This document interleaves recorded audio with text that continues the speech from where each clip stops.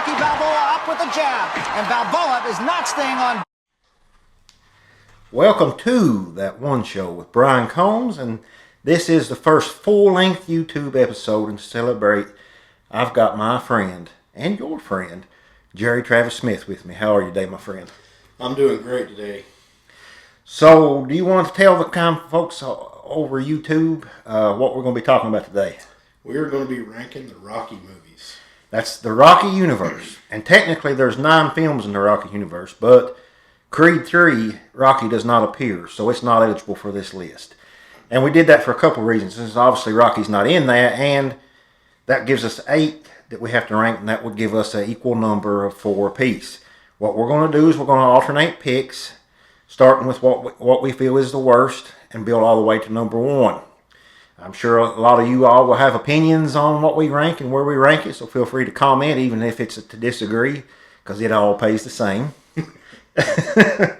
But before we actually get into ranking films, Jerry and I is going to talk about our personal history with the Rocky franchise and the Rocky character. Give us some of your just general thoughts, not necessarily on any of the films, but the character of Rocky, Jerry. Well, the thing you got to like about Rocky is he's the underdog, the consummate underdog. He's a good guy underneath. I think his childhood was not that great, and a guy like him became world champion. That's right. So you and I have been talking off and on about Rocky for about a year now, I would say. And one of the things I've told you, and I mean this in all sincerity, I think that the fictional character of Rocky Balboa is the best example of the American dream ever in film. And I know that might be laughable to some people, but you have to understand, the dude started basically as a street hustler, beating people up for money. They owed money to his boss. And in about a decade's time, he goes to being rich, heavyweight champion of the world, and going to Russia to end the Cold War, which we'll get into more details later. And it was all self-made. And he never gave up, and Rocky, with just a few times he would get down on himself here and there, but for the most part, through the entire franchise, he stayed entirely optimistic and believed in himself even when others didn't. And he stuck to his principles. He was a nice guy. Even whenever he was hustling, he didn't really want to break the guy's finger, right? So how can you not root for a guy like that? And to be honest, it kind of reflects the real arc of Sylvester Stallone's life. He was basically living in his car when he was trying to get the first Rocky made. He wrote the script. He had to sell his dog just to get the movie made. He later, thanks to the success of the movie, was able to buy back Buckus, and he actually appears in Rocky 2, which we might touch on here in a minute. But Stallone come from nothing in the New Jersey area, and ended up being, at one time, the biggest star in all of Hollywood. Yeah. I mean, it's very autobiographical in some ways. That's right. So I'm going to kick us off, which means I'll have picks 8, 6, 4, and 2. And you'll have picks 7, 5, 3, and 1. And I think that it's pretty much, I would venture to say, if you polled people that love these films, 90% would have the same answer on which is the worst. And that's Rocky 5 from 1990. And even though it's the worst, it still made $120 million. And this movie is watchable, but it's not good by any stretch of the imagination. For whatever reason, it literally picks up like minutes after Rocky 4, which we'll talk about later. But Stallone, after taking a massive beating from Ivan Drago, is in the locker room, and he's seizing up and is talking even worse than he normally does. He's obviously got some brain damage. So they fly home to Los Angeles. And I guess he'd been in Russia for a total of maybe 3 or 4 weeks. And during those 4 weeks, inexplicably, his child went from age 3 to age 13.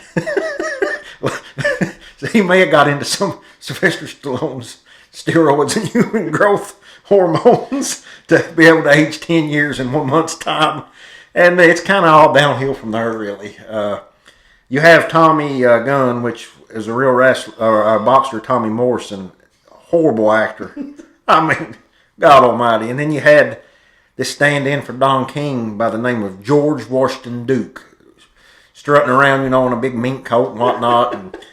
And to be honest with you, that character is a little bit racist. Yeah, very much so. And the Balboas lose everything they got, and they got to move back to the streets of Philadelphia. And I just be honest, it kind of hurts my heart because up until this point, I loved the first 4 Rocky films wholeheartedly. Some a little more than others, but this one I kind of wish was never made. What's your thoughts on Rocky V?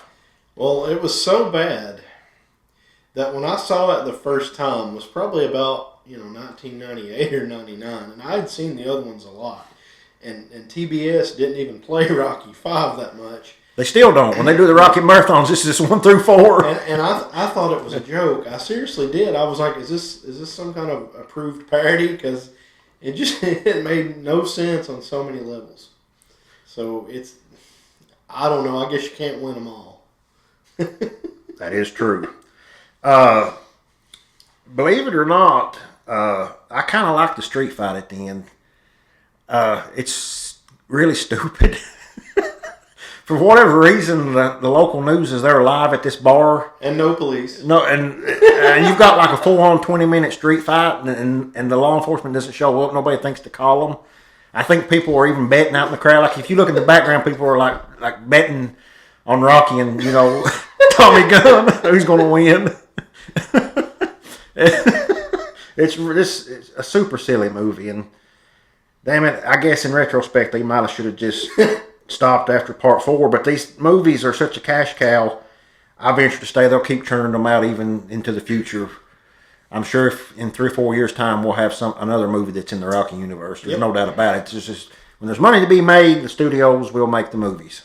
Yeah, it wouldn't surprise me if they didn't do a prequel at some point. There's been talks about that for years. Really? I don't know who you could get to play young Stallone, though. I mean, that would be some big shoes to fill, and I ain't talking just HGH. Do you want to talk anything else about Rocky V, or do you want to move on to your first pick and what you consider the 7th best one? I would rather move on. I think we all would. All right, so what's your pick at 7? So my pick at number 7, and this is controversial, I'm sure, is the first Creed, just Creed. And let me set the record straight here. There is nothing wrong with the movie. It's a good movie. It just seems a little slow for me. And the competition beyond Creed is just so good with all the other Rocky movies. Really, this is a hard franchise to really make it, into the top 3 or top 5. It's quality stuff. It's entertaining, and there's nothing wrong with Creed. And I really like the character. Adonis is great. His girlfriend and then later wife is great. It's just I can't imagine having a bad day and sitting down and watching Creed and feeling better or pumped the way that I do with some of the picks farther down on the list. That's what it boils down to. So to me, there's a clear-cut number 8, and then you have 4 movies that could be anywhere from 7 through 4, and then there's 3 that could be anywhere from 3 to 1. So Creed, the first Creed to me falls in that middle pack, so I'm fine with it here at 7. I had it a little higher, but that's fine because these next few movies we're probably going to be talking about are interchangeable. It did make $173 million.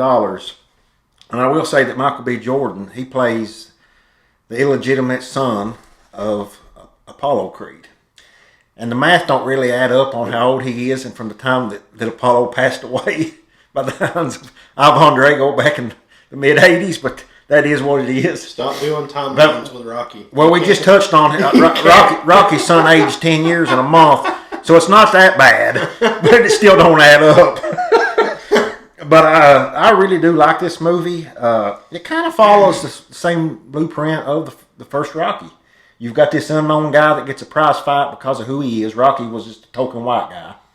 And he originally uses the last name of Johnson because he don't want to have anything happen to him because of his legacy and who he is as a Creed.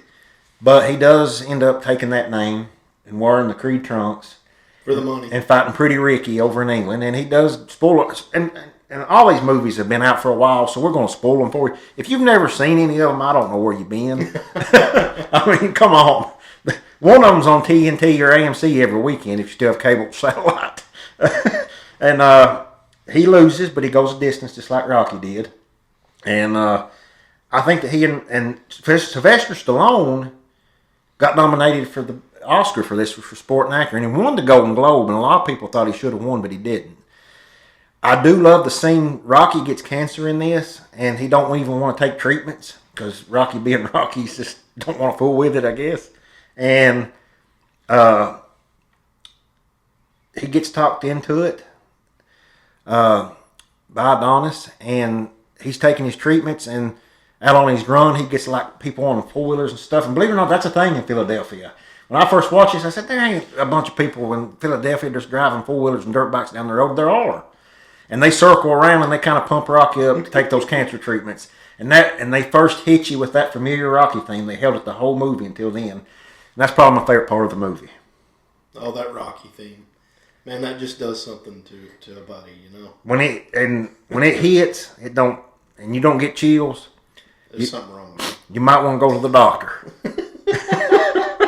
Do you want to talk about Creed anymore? We'll move on. I'm ready to move on if you are. Okay, all right. Well, I have Creed 2 at 6. So we've got back-to-back Creeds. And it made more than the first Creed. It made $214 million. And we've talked about Ivan Drago a lot in this. And he and his son come back in this. And wouldn't you know it, his son and Adonis Creed have a big prize fight. Creed, by the point in Creed 2, has established himself as one of the best fighters. Well, I think he's champion already, right? Mm-hmm. He's married. Does he have a kid yet in this one? She is expecting. Yeah, they find out right after the prize fight that she's expecting. So it still kind of follows that familiar blueprint of Rocky 1 and 2. Mm-hmm. He doesn't, however, propose by saying, "Hey, you want to marry me so much?" and he even makes fun of Rocco for doing that. He's like, "Did you really say that?"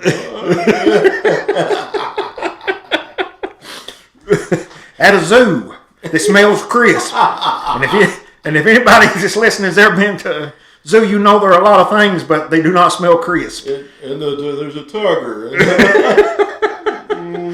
So I enjoyed Creed 2 just a little less so than Creed 1, but both of them are pretty much almost on the same level for me. I think the only reason why I ranked it lower, I had loved the first movie, and when they dropped the trailer, you seen that Ivan Drago's coming back. And I was like, yes, him and Rocky's going to go at it one more time, but they don't ever actually go at it one more time, unfortunately. And so I kind of deducted a little bit from it for that, but that does seem like a big omission because I was just waiting for him to get slugged, you know. Yeah, I wanted to see him throw hands, even if it was out on the street with the local news and no cops. And I will say something about Creed 2 that I really liked was, you know, even though, I mean, I hate his dad because his dad's just an evil guy, you know. Right. If he dies, he dies. That's horrible. But you do start feeling sorry for this kid because he's got a lot of baggage that was not his fault, you know? Right. And they just keep riding him, you know? And then you see old Brigitte Nielsen roll up. I don't even remember what her name was in Rocky 4, but you're like, oh man, she just looks evil. And this kid, you know, was put in the middle of Drago's shame and her disgust. Well, she did leave Ivan. Yeah. I guess after he lost that fight. Yeah, and he, you know. So I really did feel for Victor, and part of me, I just can't help it. I like it at the end that they showed them kind of reconciling and jogging together. And I liked that. I thought, for whatever reason, because why should I want anything good to happen to Drago? But, you know, I don't think Victor was just a victim of circumstance. Yeah, but I still hate. I still hate his dad. Yeah. I'm sorry. Yeah. And his mom, for that matter. Yeah, they're just like warped elitists or something. Well, they're communist. But we'll get into that a little bit more when we talk about Rocky 4 a little on later. What do you have at number 5? Let's see. At number 5, I have Rocky 2. Rocky 2. Yes. I had it at number 5 as well, so we matched perfectly on this one. Yeah. Let's talk about it. So, Rocky 2 is not a bad movie. It's actually, it has some real endearing parts, but 3/4 of it is just so slow and snoozing, you know? Well, I'll say this. For the large part of the first half of the movie, Adrian's in a coma, and pretty much anybody watching it's falling into a coma because it's so slow and boring. And, you know, I don't want to watch Rocky have money problems. That hits too close to just reality. Well, that was one of the reasons why Rocky 5 is just total bullshit. Just, come on, man. But I have to give it to it that one of the best lines in the whole series is he goes into the pet shop and he says, "You got anything else for buckets?" And they get that big collar and he goes, "You got anything smaller?" Yeah. And they hand him this little one from the Chihuahua. Yeah. And he puts it on his wrist and goes, "That's what you call class." Well, this is a perfect example of like somebody that's never had real money and they just get like a windfall all of a sudden. They don't quite know what to do with it That's yet. why most lottery winners are broke in 10 years. He and Adrian just go buy the most gaudy jackets. He buys a leather jacket with a tiger on the back. And I will say, whether they intended it as comedy or not, at the beginning he's trying to film some commercials. He's like, look, he can't read yet. At a real, probably maybe like on maybe a first or second grade level. He's like, "My name is Rocky Balboa." And the director finally just has enough and just fires him basically. Yeah. And they've got like a big fake black eye and a big old giant like, mushed up nose on him. It's ridiculous. There is no way that they didn't know that was funny. They knew that there was comedic value there. Had to be. And I will say this though. It's got one of my favorite moments of the entire series, even though it's not my favorite movie. And the first half is really bad, to be honest with you. When Adrian wakes up from the coma, Rocky's been by her side for days and nights reading to her. And this was like just days and weeks before his rematch with Apollo Creed. He hasn't been training. He's never left her side. She didn't want him to take the rematch. And when she first wakes up, he tells her, says, "Adrian, I'm not going to do it if you don't want me to." And she says, come here. She said, "I just need one thing from you." "What's that?"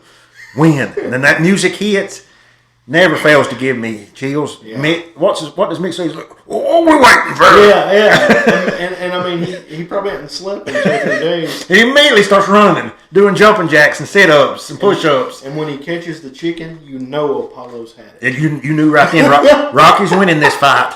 When he catches that chicken, you knew it was on. Yeah, it's fantastic. So it's not a bad movie. It's just... I will say the last act is as good as anything in the series. Yeah. It's just the first 2 acts are I agree. They're rough. I agree. And the first 10 minutes is basically just scenes from the first one, which is a common thread through all of them. Yeah, that's a good way to keep the budget down and stretch it out a little bit, you know. And I will say, though, I thought the ending of this was a little silly when they do the double knockdown and both men just trying to climb the ropes. That's never happened in the history of boxing. I don't think. I can't think of a high-profile fight where that happened. But Rocky barely beats the 10 count. Apollo can't, and bam, Rocky's world champion. And let's give some kudos to Carl Weathers, because he's awesome throughout the entire series as Apollo Creed. And even though he's like supposed to be the villain, I never considered him a bad guy. No. He just really was competitive and wanted to be the best. You can't hate him for that. No. And I never saw him do anything mean to anybody.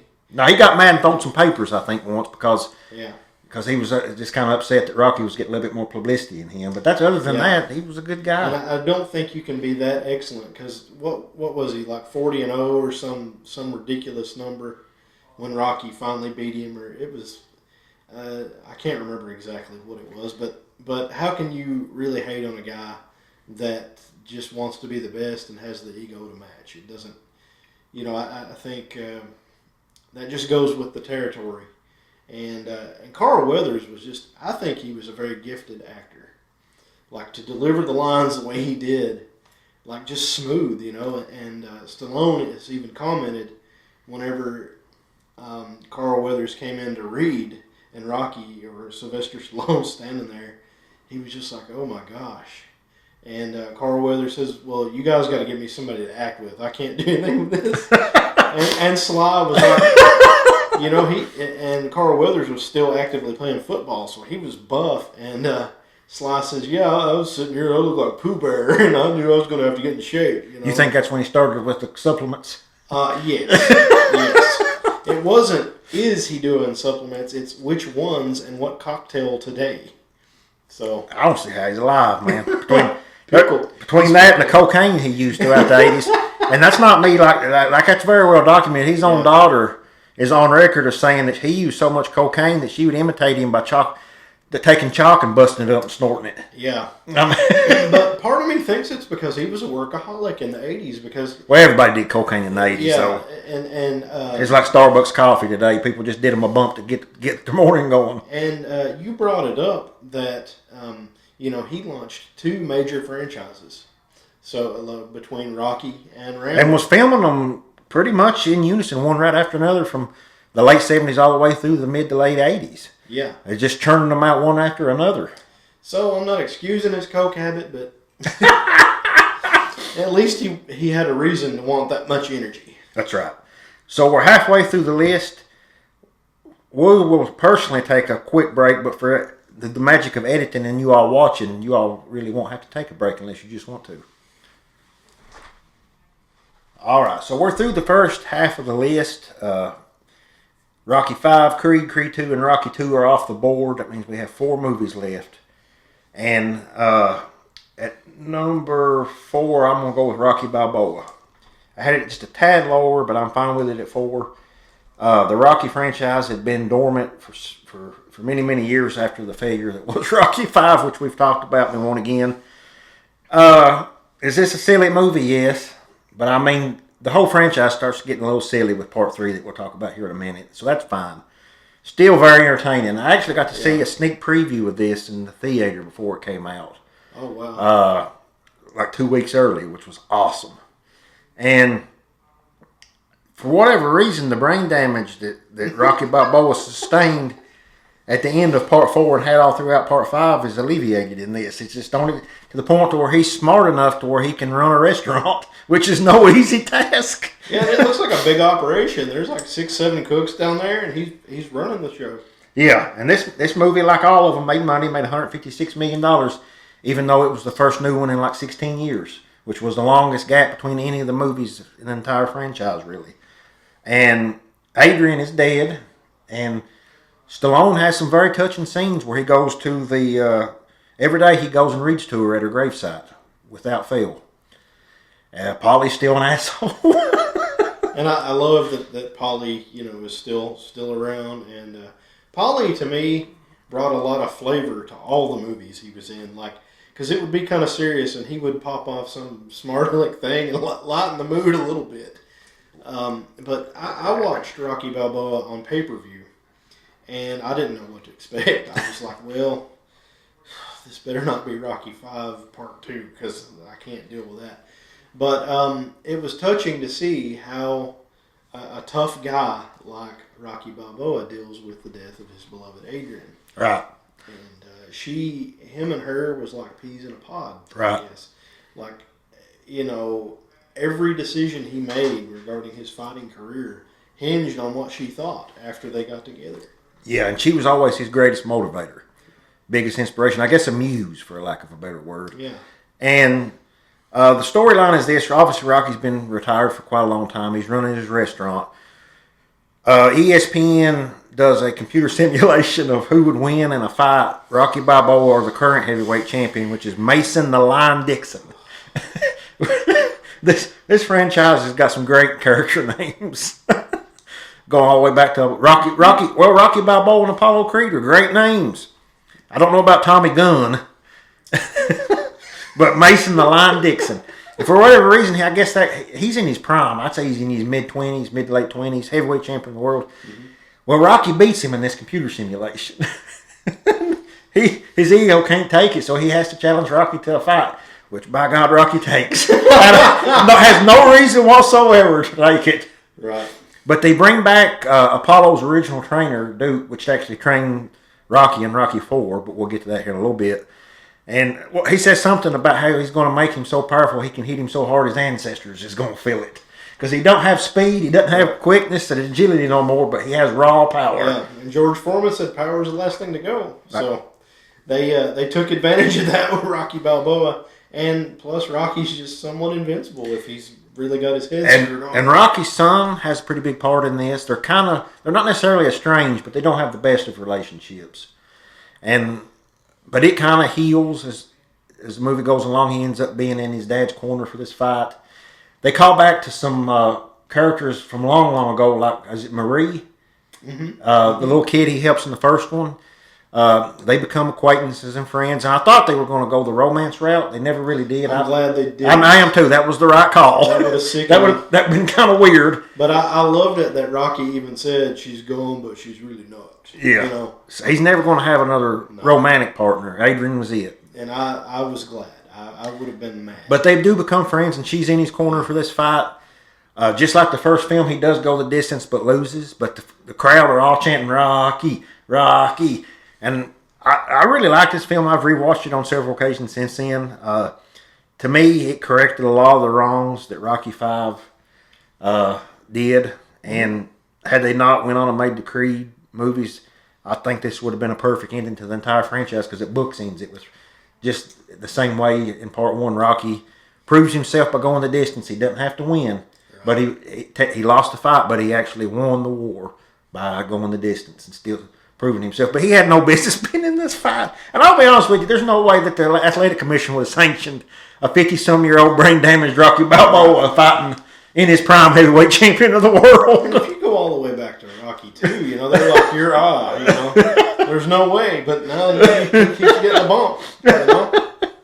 You want to talk anything else about Rocky Balboa or move on? I just want to say I think it was a pretty good flick and a good rebound, like you said, from Rocky V. All right, my friend. It's your turn. To me, there's unequivocally the next three films are the three best in whatever order you want to put them in. You can make an argument for all three of them being number one. So I'll be happy for how this turns out. What do you have at number 3? I pity anybody that don't have Rocky 3. That was Rocky 3 was exactly where I had it. Made $270 million all the way back in 1982. And it was just great. It was great. Like I just love the premise of it, you know. You get successful, you get comfortable, and the young, hungry person comes on up, and, you know, they're hungry. And it's hard to fight against that. And Mr. T, fantastic. Clubber Lang. Yeah. Yeah. Just fantastic. I mean, I don't know. I mean, somehow I didn't hate him. I thought he was like, he wanted it. Mr. T has so much charisma, even when he's playing a villain, you still can't help but like him. Right. That's probably why maybe he was never really a villain again other than this. And the story goes, he was...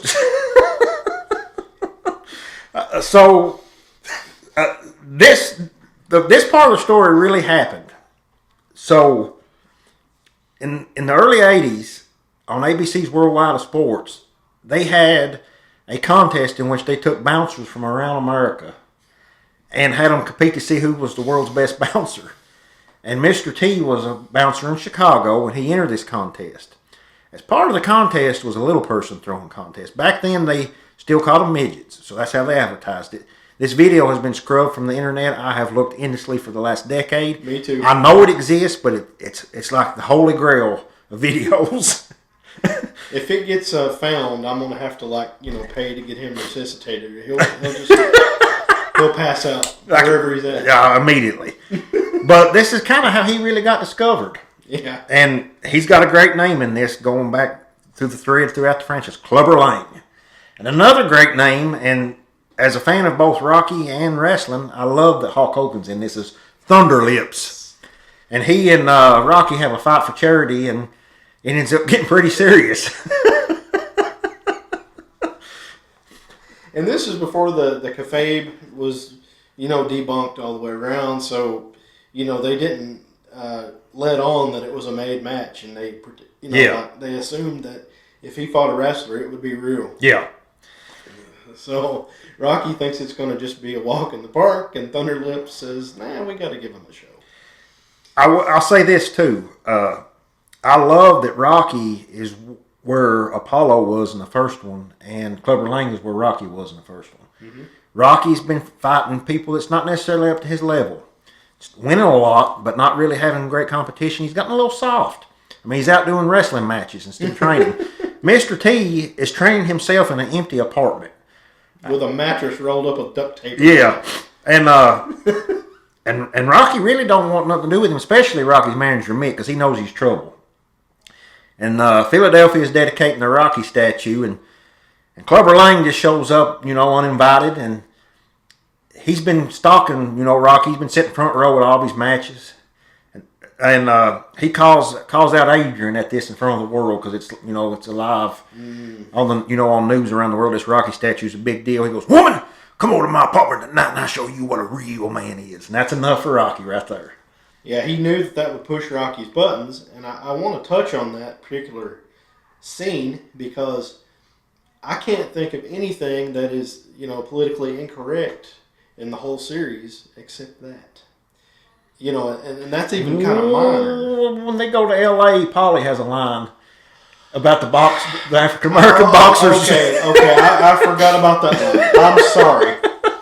I'm sorry. Which is the same movie. Yeah, no, you're right. I am very sorry. I forgot all about that. But that's part of what Polly is. That's Polly being Polly. Yeah, but it's amazing to me how you can make 8 films across 4 decades? Yeah.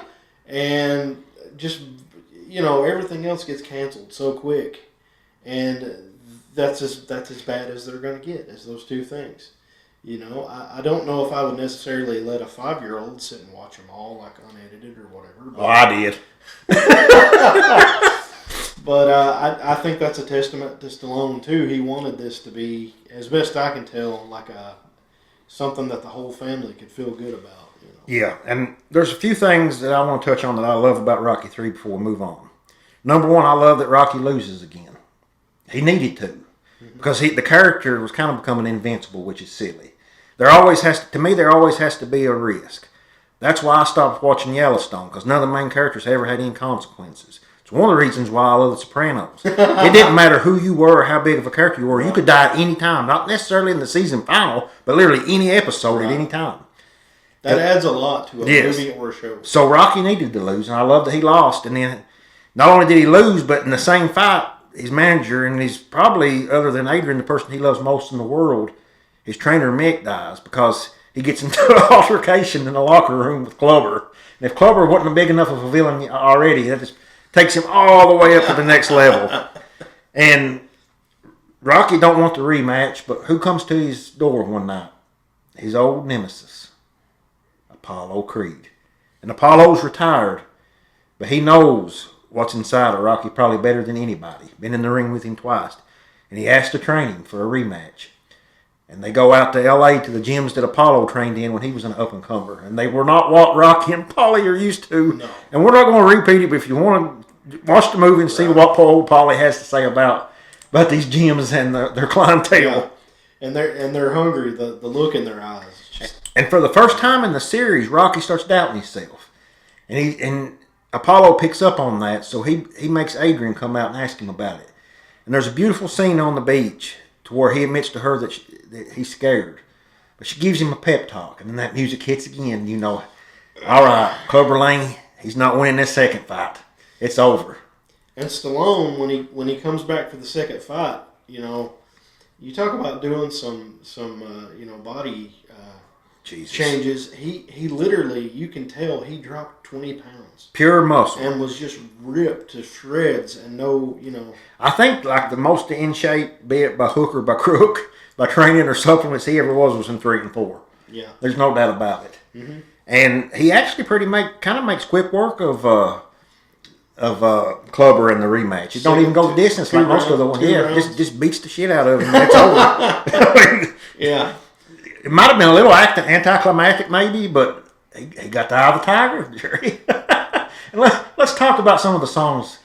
We touched on the Rocky theme, which is Bill Conti, but whoever was the music directors for these films, I don't know if it was Stallone or he had somebody done it, they picked the right songs. Yes, they did. Especially in one that we haven't talked about yet, but we will here. Did.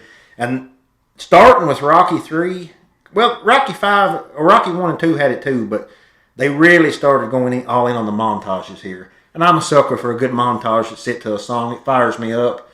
I want to get up and box, fight somebody, whoop somebody's ass, whatever. I've knocked myself out before watching Rocky. Woo! Just can't handle it, man. But I wholeheartedly love this movie. Like I said, it and the other two we're going to talk about in a moment, to me, are the upper tier of the entire franchise. I'd be happy with any of the three at number one. Do you want to add anything about Rocky 3 till we move on? No, I'm ready to move on if you want. All right, so there's two left. If you've been following at home, we've got the original and we've got Rocky 4.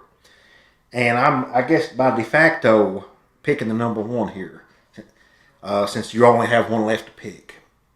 We've not come right out and told each other our number one, but I'm 90% sure we have the same one.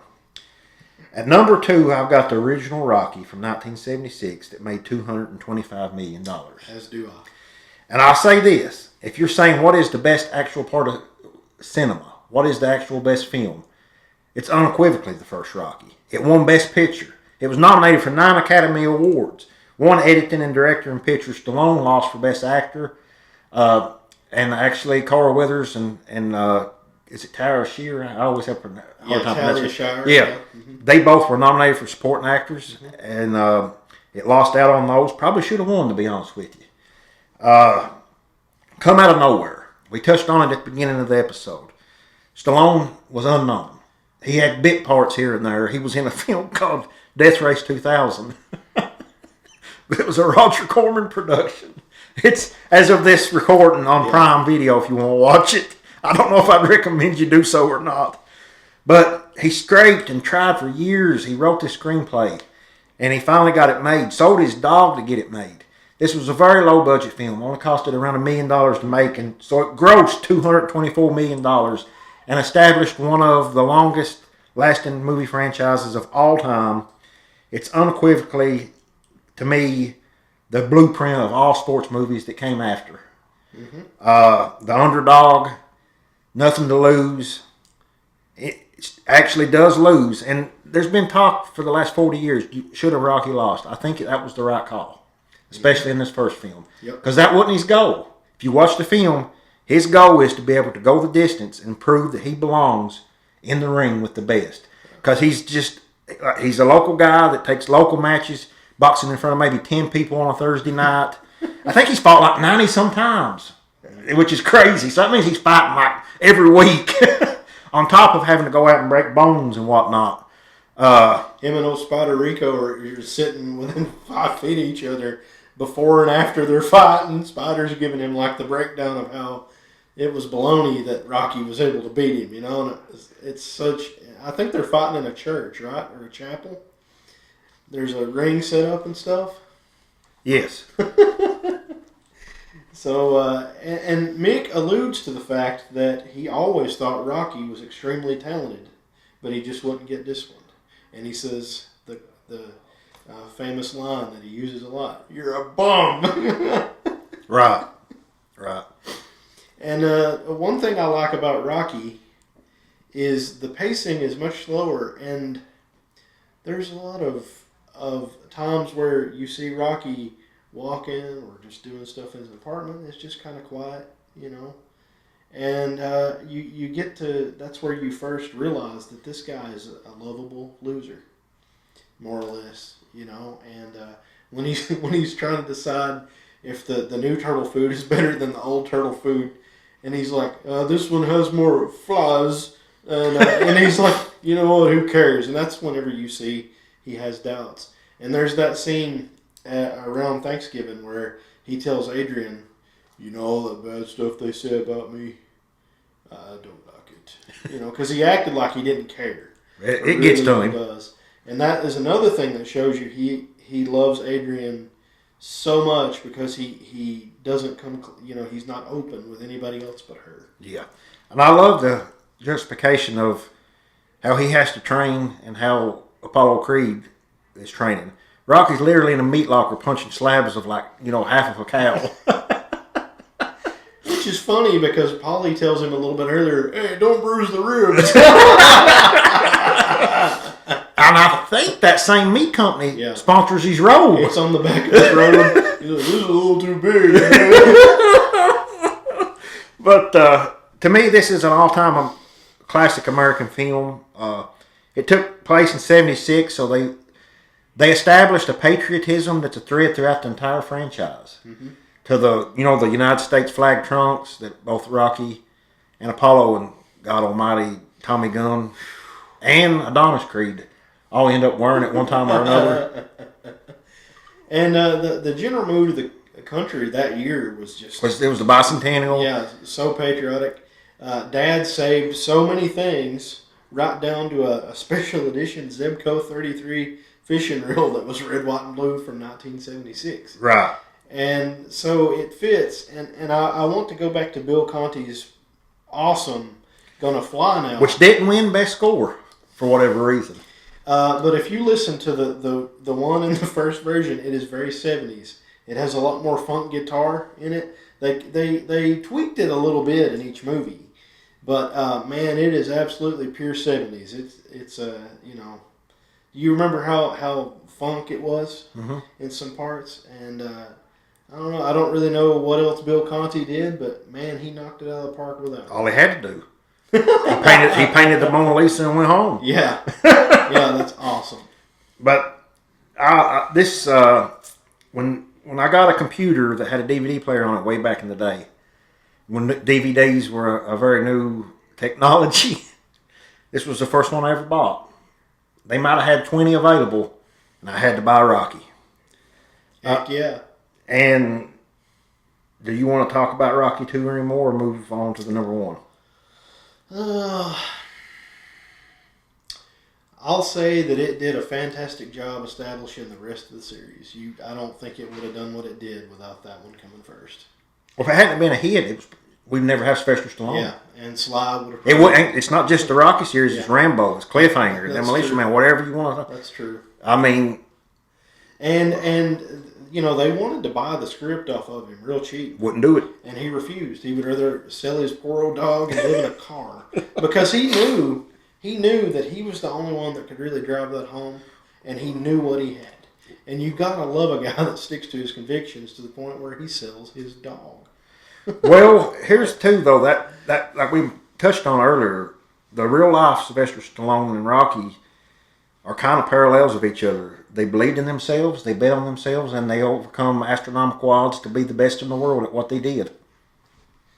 And I think Sly believes that we all have the ability to do that. From listening to him, he's a very optimistic kind of guy. That's right. All right, it's time. So you and I end up having the same 3, 2, and 1 perfectly together. Great minds think alike. My favorite of the series, the one I've watched the most, the one I will continue to watch the most, the one if I'm having a bad day, I'll turn on and it automatically makes me feel better. One of my favorite films of all time is Rocky IV. There's so much to love and so much to talk about this movie. It is pretty much 90 minutes of montages. You have not one, not two, but 3 montages in this. Set to awesome music. One of them obviously to the original Gonna Fly Now Bill Conti score, but you have 2. So if you've not seen Rocky IV, God, I don't even want to talk to you about me. Just pause this right now and take 90 minutes. I think they're all on AMC Plus right now. Sign up for the free trial. You've got nothing to lose. Pop on Rocky IV. Because you've got by far the best villain in the entire franchise.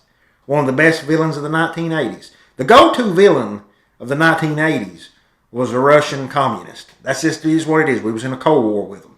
You automatically hated Russia. You had Red Dawn. You've got Rocky IV. Other films. Well, the Rambo series of Vietnam was backed by the Russians. True. So Rocky is living a life. He's in LA. He's got a huge mansion. Got so much money that he buys a robot for Polly, who Polly inexplicably trains to be a female and puts a maid outfit on, and has it going to the fridge and getting him beers. This is bizarre. Yeah. He's got, I think, a black Ferrari. Not officially retired, but pretty much, in the twilight of his career. His best friend now is, since the last movie when he trained him, Apollo. Apollo is retired. Well, he sees on the news this news story about a new quote unquote indestructible boxer from Russia that's coming to the United States to start challenging the best of the American boxers, named Ivan Drago. It don't sit well with old Apollo. He has to come out of retirement. He asked Rocky to train him and be in his corner. He agrees to. James Brown comes out literally sweating cocaine. If you watch this in HD, you can see that he is sweating particles of cocaine.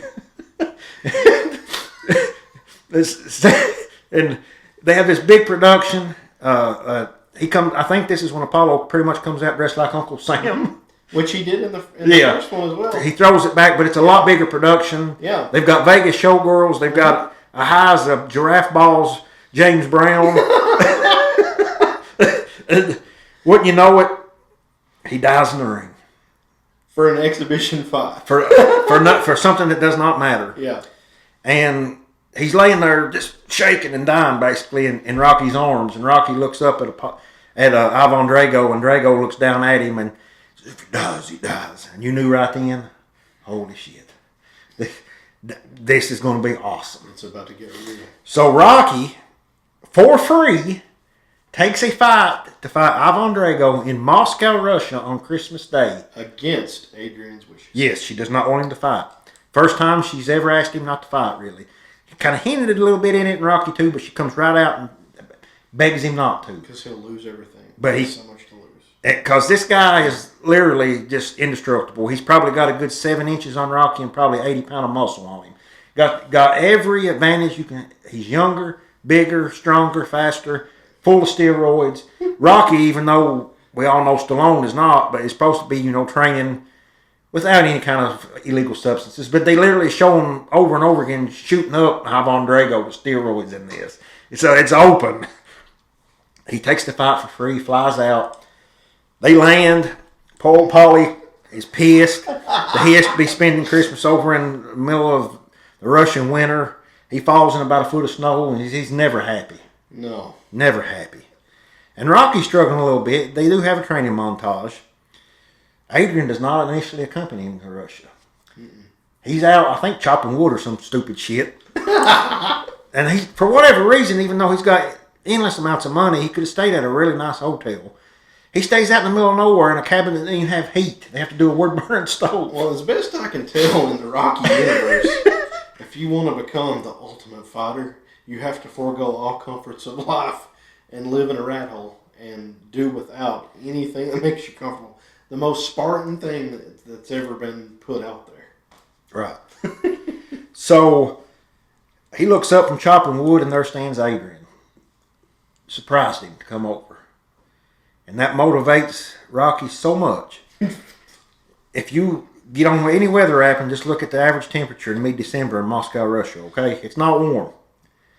He runs, I would say, probably about 5 miles. And they've got these KGB officers that are not so secretly spying on Rocky. They literally just stay in a parked car outside of his cabin, and they follow him everywhere. He outruns them, even though they're in a car. With chains on the tires. And then scales a mountain in blue jeans and a bomber jacket, probably in sub-zero temperatures. And he screams at the top of his lungs on top of this mountain, Drago! He's got a full beard, though, so that was the... That protected him. Yeah. And he's hanging upside down from rafters and doing inverted sit-ups and just lifting people in horse carts. Insane. And then the net full of rocks. Yeah. And he lets them drop. And the whole time they're doing the juxtaposition between the modern stuff that Drago's doing and what Rocky's doing. Which the funny thing about that is they're not really in parallel for the most part. I mean, I don't, but who cares? It's awesome. The music's awesome. Adrian's there, so everything that Rocky's got in him is ready to go. Right. So it culminates in this fight, Christmas Day, full of a very hostile communist crowd in Red Russia, height of the Cold War. They're poster boy for everything that communism can be. It's the best. Look at this guy. He's a specimen like nobody's ever seen. Fighting the best that America has to offer. For no money, just pride of country and of self. And they beat the living hell out of each other for I think 15 rounds. And, They- and Rocky says in Creed, he says he broke things in me I didn't even know I had. So at one point, Rocky goes back to his corner. Goes, "Ooh, there's 3 of them." I think it's Paulie. He says, "Well, hit the one in the middle." And Duke agreed. Yeah. Yeah, hit the one in the middle. Because he is taking just massive blows to the head. I'd say he had, how many concussions did he suffer in this match? 5 or 6 at least? Yeah, I think his brain thought it had been put through a blender. It was like, well, But although Drago dominates the first few rounds slowly, he starts working on him. And he finally cuts him. He goes back to his corner. I think Duke says, "See, he bleeds." he's not a machine. He's a man. And then meanwhile, Drago is in the corner and he goes, "He's like a piece of iron." I mean, he's hitting him with everything he's got. He's not. He just keeps getting back Yeah. up. And Drago's corner starts turning on him, and the Premier is looking over. Which is Miguel. It's Dollar Store Miguel Gorbachev. Yeah, yeah. And he's looking over at the manager of Drago, like, you know, and they just keep pounding each other, and you think, how's this going to play out? Right. But the invincible man's bleeding, and Rocky's a piece of iron. So Right. And Rocky ends up winning. And wouldn't you know it? By about the last round, the Russian crowd is chanting Rocky. They've turned on Drago. They're behind the American. He has ended communism. and even Dollar Store Gorbachev. He leaves. Well, yeah, No, he gives him a clap. he does. He does. He gives him a clap. And Rocky delivers some of the greatest lines ever. Ever. He says, "At the beginning of this fight, you didn't feel too good about, or you didn't like me too much, and I didn't like you." He says, "But if I could change, and you could change, everyone could change." And the movies, honestly, the whole series could have ended with him with the flag wrapped around him, They're holding him up in the air. and he's up. That's It's great. He ended. that's what the poster for this movie is too. He ended. And I need that poster to hang up on my wall. I can't believe that I don't have it. I'm being serious. Why not? Because I love that. I can be having the worst day ever, watch this movie, and be like, it ain't so bad. This movie is 89 minutes, and there's not an ounce of fat. Just like Stallone, when he filmed this, there's not an ounce of fat on it. 12 minutes of montage. And let's touch on No Easy Way Out, is which he's playing after Apollo's died. He's driving around, he's grinding. He's literally tearing the transmission out of his car. Yeah. A $250,000 Lamborghini. And then he trains to Hearts on Fire, which is awesome. One of the most 80 songs of all 80 songs. Oh. But it's awesome. And he not only defeats Ivan Drago, he effectively ends the Cold War. And the freeze frame of him wrapped in the American flag, bruised, swollen and bloody, having accomplished what many thought was impossible, to me would have been the perfect end to the entire franchise. I echo your thoughts on that, Jerry.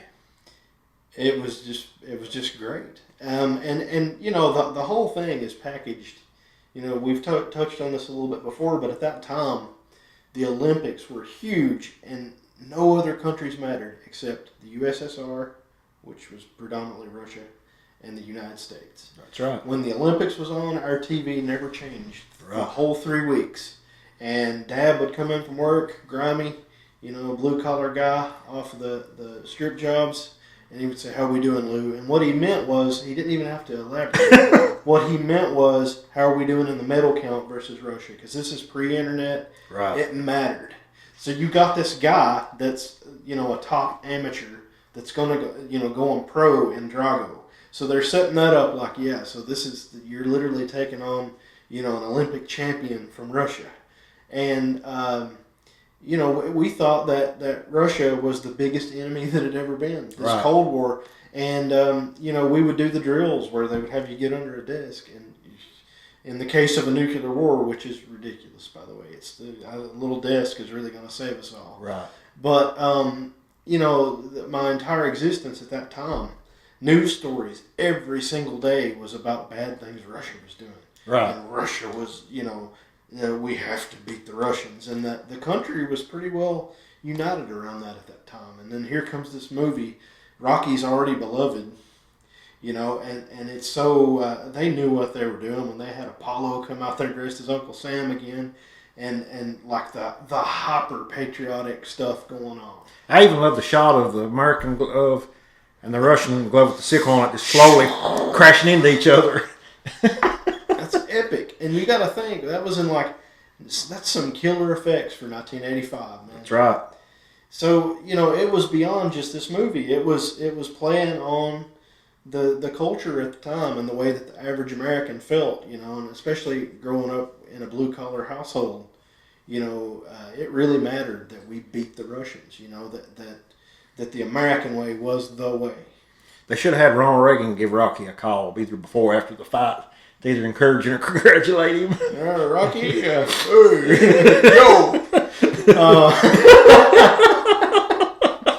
Hey, Mr. President. I got some jelly beans for you. Well, I think we've pretty much wrapped it up. In the comments, if you disagree or agree with us, let us know. We won't get mad.